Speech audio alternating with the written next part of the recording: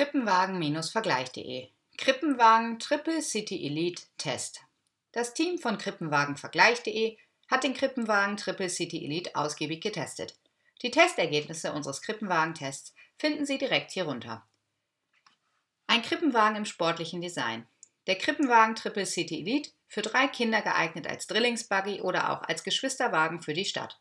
Auch auf befestigten Parkwegen macht der Kinderwagen eine gute Figur. Im roten und schwarzen Design wirkt der Kinderwagen recht sportlich. Genauso konform ist die Handhabung. Der Drillingswagen ist ein Kinderwagen, der in Preis und Ausstattung überzeugt. Die Ausstattung.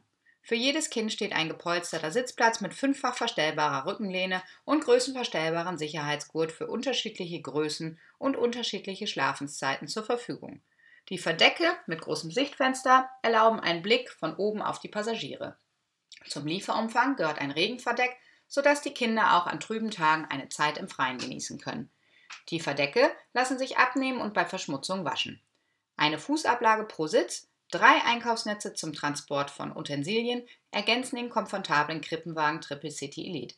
Er ist für Kinder bis zu einem Gewicht von 15 Kilogramm geeignet und durch die Reflektorstreifen ist der Kinderwagen in der Dämmerung gut sichtbar.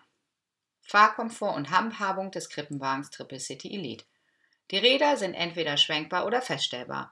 Sie sind mit Hartgummireifen in Buggygröße ummantelt, sodass sie pannensicher sind.